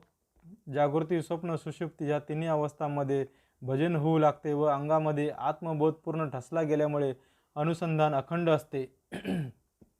मनाला समाधान प्राप्त झाले म्हणजे त्या योगे भजनही अधिकच वाढत जाते. अनुसंधान पूर्णपणे बांधल्यामुळे ध्येय, ध्याता, ध्यान ही एकरूप होऊन भजन चालते. तुर्या, साक्षी आणि उन्मन ह्या तीन जोपर्यंत आपलेपणाला मुकल्या नाहीत तोपर्यंत त्यांनाही भक्त भगवत भजनाकडेच लावतात. ह्याप्रमाणे भावनेशिवायच भाव उत्पन्न होतो व तत्काळ देवरूपच बनतो. मग अर्पणाचे आश्चर्य कसले. अर्पण न करता आपोआपच ते भगवत अर्पण होते. स्वरूपानुभवाने स्वप्न मिथ्या करून सोडले, जागृती सोडून ज्ञान काढलं,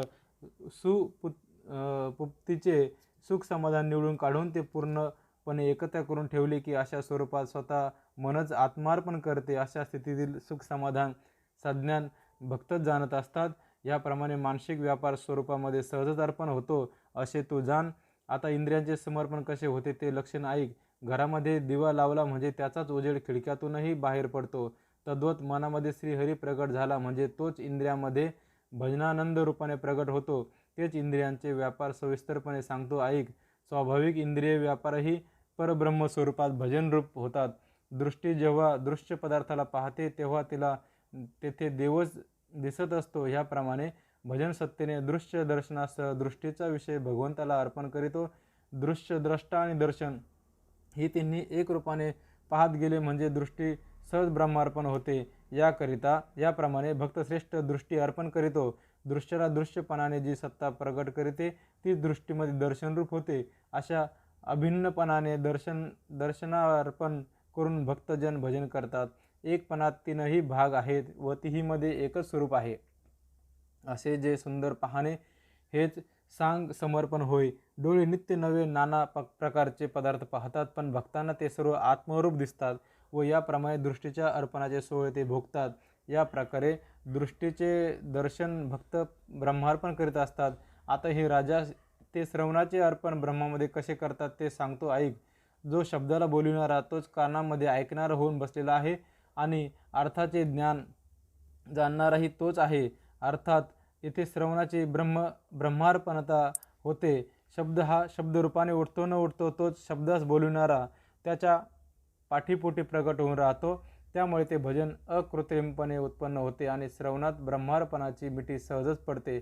शब्दोच्चार झाला की त्याच्याबरोबर अर्थ वृद्धिंगत होतो. इतक्यात शब्द काढणारा असतो तोच शब्दार्थाची गोडी ग्रहण करतो आणि जेणेकरून श्रवणार्पणानेच हरिभजनात अत्यंत आवड उत्पन्न होते. शब्द कानावर पडतो न पडतो तोच शब्दार्थामुळे भजन वाढते आणि त्यायोगे शब्दाच्या प्रवर्तकाशी उघड उघड अर्पण होते. शब्दाला जो बोलविणारा त्याच्याशी एकात्मता दृढ केली की ते भजन श्रवणाच्या हाती येते व ब्रह्मार्पणता सहज घडते. सद्गुरूचे वचन कानावर पडले की मन पण मनामध्ये जिरून जाते. ते श्रवण ब्रह्मार्पण होऊन भगवत भजनाने सार्थकता होते. याप्रमाणे श्रवणाने श्रवण केले असता त्यास ब्रह्मार्पणता प्राप्त होऊन हेतुरहित भगवत भजन आपोआपच होते. भजनामध्ये संतुष्ट झालेला जगन्निवास वासातील वास होऊन राहतो व तो परेश घ्राणाच्या द्वारे ब्रह्मार्पणत्वाने सुवास ग्रहण करतो. जो पुष्पाला पुष्प पण देतो तोच आवडीने घ्राणाचे घ्राण होऊन राहतो आणि मग अनेक प्रकारच्या सुवासाचा घमघमाट ब्रह्मार्पण प्रौढीने भोगतो. नाशिकेमध्ये ग्राहकपणाने पोकळीचा भाग आपणच स्वतः होत असल्यामुळे तो भाग सहजच कृष्णार्पण होतो. आता रसविषयाचे अर्पण सांगतात. जेव्हा रसग्रहण करण्याला जाते तो देव स्वतःच रसस्वाद होतो. त्यामुळे रसनेमध्ये रसोपभोगाची वृत्ती ब्रह्मार्पणत्वाने येऊन राहते अथवा देव रसनेत येऊन राहतो व त्यामुळे रसभोगवृत्ती ही ब्रह्मार्पण होते. जेव्हा जो जो स्वाद ग्रहण करते तो हरिरूप होऊन पूर्णपणे गुढीला चढतो. ह्या प्रकारे जेव्हा आपला रसानुभव ब्रह्मार्पण करून टाकते, रस, रसना आणि रसास्वाद या तिहींचा निज स्वरूपात अभेदच आहे, अशा भावनेने रस सेवन केला असता स्वानंदाचा कंद इंद्रियद्वाराही बाहेर येतो. अर्थात अशा रस सेवनाने परमानंद साक्षात्कार होतो. कडू, मधुर इत्यादी जे अनेक रस आहेत ते रसना सावकाश सेवन करते, परंतु तो सारा ब्रह्मरस असल्यामुळे त्याच्या स्वादांत सुरस असा परमानंद प्रकट होतो. याप्रमाणे रसना ही रसभोगद्वारा कृष्णार्पणातच रत होते. आता हे राजा, स्पर्श विषयाची व्यवस्था ब्रह्मार्पणात कशी होते ते ऐक. आपल्या देहाने स्पर्श घ्यावयास जावे, तो देहामध्ये विधीही परमात्माच प्रगट होतो. ह्यामुळे जे जे काही स्पर्शवाय जावे, तो स्पर्श भोग ब्रह्मार्पणानेच उठू लागतो.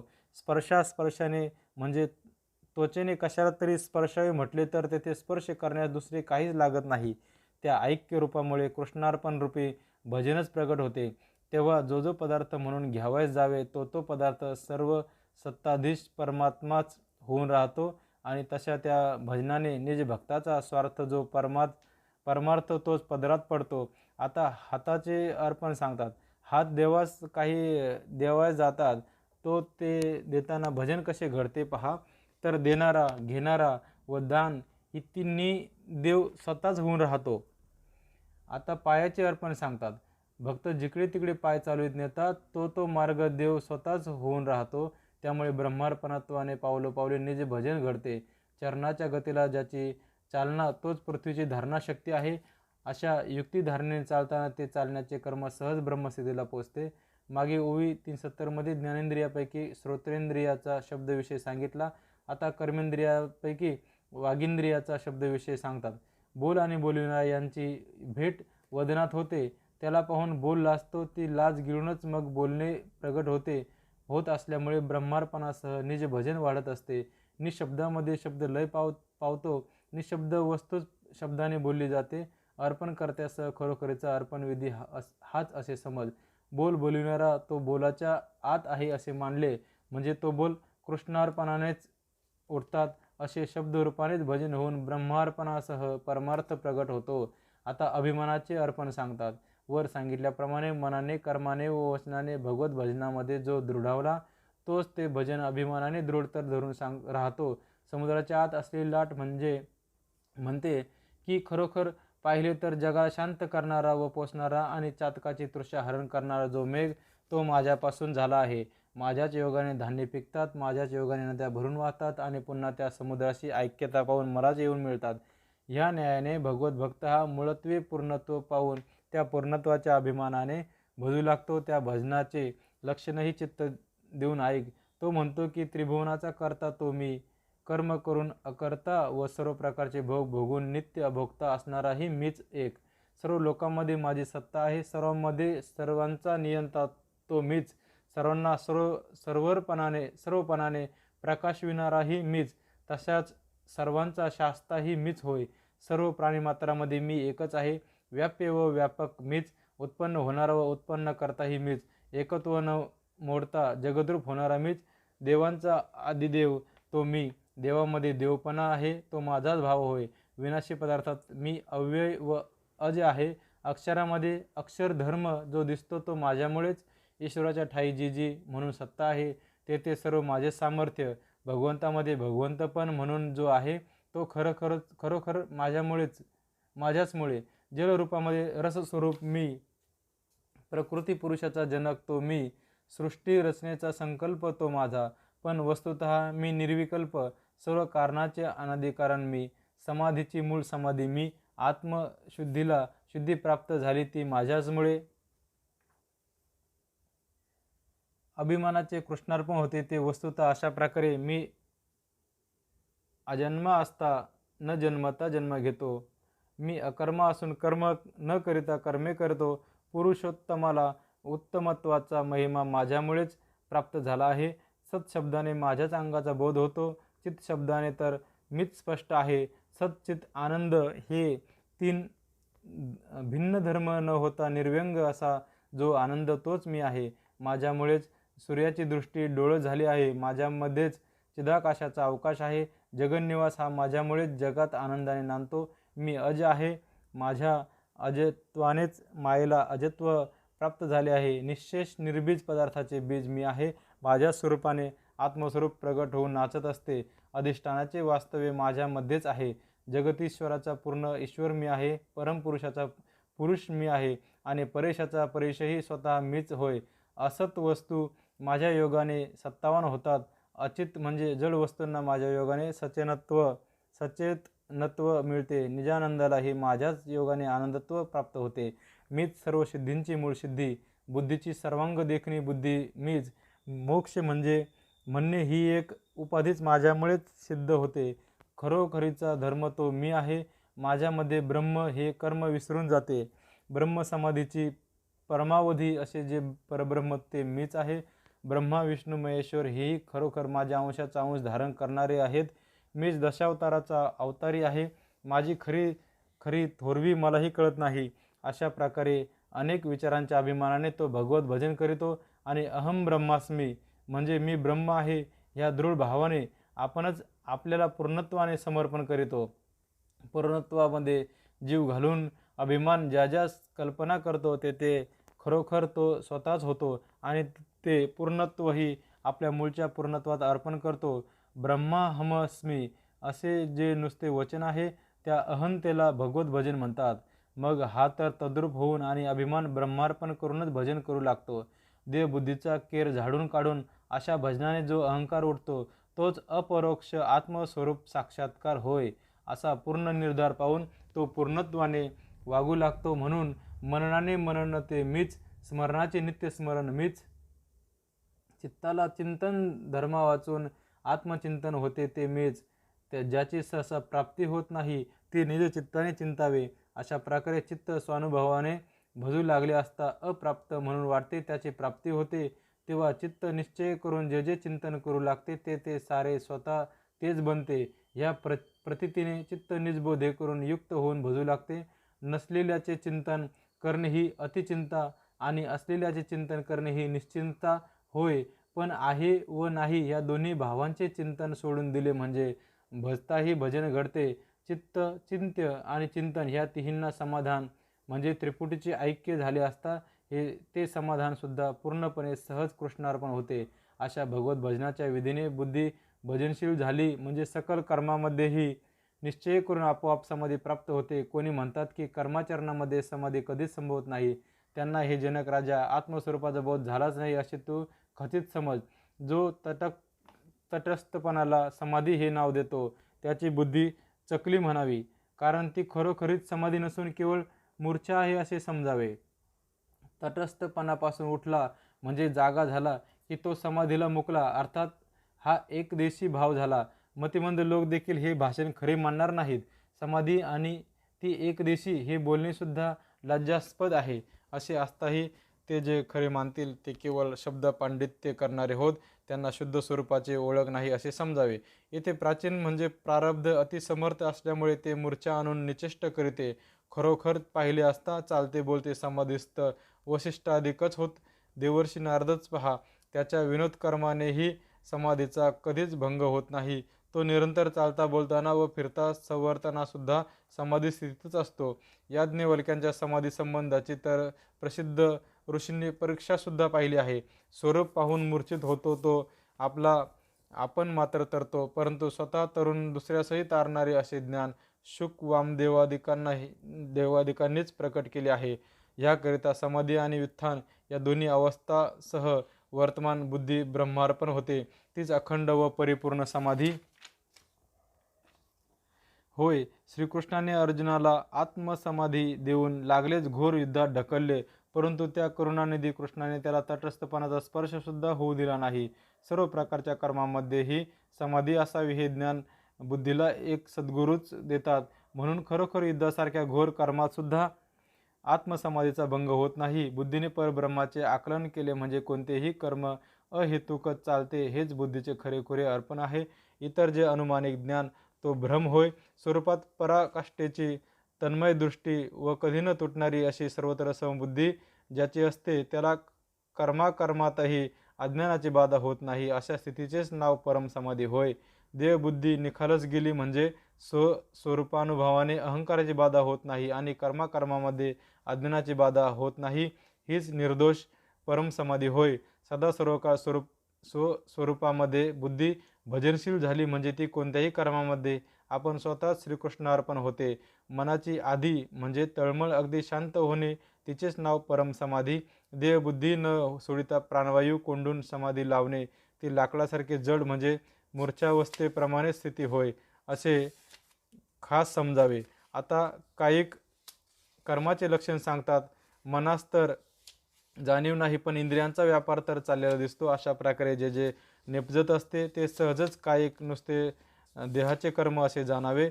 श्वासोच्छ्वासाचे चलन किंवा डोळ्यांची उघडझाप करणे हेही खरोखर त्याने नारायणपरच केलेले असते. घरदार शरीर वर्णाश्रम धर्म यांच्या योगे आपण आपल्या वाट्यास जी जी कर्मे आलेली असतात ती ती तो कर्तव्यबुद्धीने पूर्वी सांगितल्याप्रमाणे अभिमानरहित होऊन करीत असतो. साखरेचे मोठे थोरले कारले केले तरी त्याचा देठ व काटेसुद्धा जसे गोडच असतात त्याप्रमाणे सारे इंद्रियांचे कर्म ब्रह्मार्पणाच्या योगाने ब्रह्मामध्ये गोडच गोड अर्थात ब्रह्मरूपच होऊन जाते. तो एकंदर कर्मसमूह यथास्थित आचरून त्याचा गौरव करीतो पण कर्तेपणाच्या अभिमानाच्या गावात पाऊलसुद्धा ठेवीत नाही. माझ्याकडून सत्कर्म घडले, माझे आचरण अत्यंत उत्तम, जन्ममरणाचे मी निरसन केले हा स्वाभाविक देवधर्म त्याच्यामध्ये कधी उठतच नाही. देवसंगाने तर वागत असतो पण देवधर्म मात्र धरीत नसतो. त्याची सारी देह स्वभावाची लक्षणे ब्रह्मार्पणानेच चालत असतात. देवधर्माचा अंकुर त्यांच्यात उठत नाही. ज्ञानगर्वाचा ताठा त्याला चढत नाही. त्यामुळे सहज भजनामध्ये तो अनहंकृतीनेच नेहमी वावरत असतो. त्याच्यापासून जे जे काही उत्पन्न होते ते ते सारे माझे गोड खाद्य आहे असे देव म्हणतो. ह्या प्रकारे ब्रह्मार्पणात्वामुळे तशा भक्ताचे सारे स्वभाव अर्पण न करिता सहजच अर्पण होत असतात. परिसाच्या कसोटीवर जे जे लोखंड लागते ते ते सारे 15.5च्या दराने म्हणजे अतिव शुद्ध 52 कशी सोनेच बनते. त्याप्रमाणे त्याच्या शरीराकडून जे जे कर्म घडते ते ते खरेखुरे परब्रह्म असते. त्याचा खेळ तेज महापूजन, त्याची बडबड तेच महास्तवन. ह्याप्रमाणे त्याच्या स्वाभाविक कर्माने स्वानंदपूर्ण श्री नारायण सुखी होतो. तो ज्या वाटेकडे पाहतो त्या वाटेकडे देव आनंदाने उभा राहतो. मग त्याने पाहिले किंवा न पाहिले तरी त्याला स्वाभाविकपणे देवच दिसतो. तो ज्या मार्गाने चालतो तो मार्ग श्रीरंग आपण होतो. अर्थात तो देवाच्या वाटेवरून पोटावरूनच खुशाल सर्वांगाने डुलत चालतो. त्याचकडून स्वाभाविकपणे जे जे कर्म घडते ते ते अहेतुकपणे ब्रह्मार्पणच होते. ह्याचेच नाव निर्दोष भजन व ह्याचेच नाव शुद्ध भागवत धर्म. स्वाभाविक जे वर्तन होत असते ते साहजिक ब्रह्मार्पणच होते. ह्याचेच नाव शुद्ध आराधन. हे जनक राजा पूर्ण भागवत धर्म म्हणतात तो हाच असे समज. अरे अशा प्रकारच्या भगवत भजन मार्गाला कधीच कशाचे भय नाही. हे नृपनाथा तू अभय म्हणून विचारलेस ते ह्या भजनानेच निश्चयाने प्राप्त होते. राजा ह्यात भयाचे कारण कोणते असे जर तू विचारशील तर तेही सांगू. हे श्रवण सौभाग्य निधे सावधान मनाने श्रवण कर. श्लोक 36 समाप्त.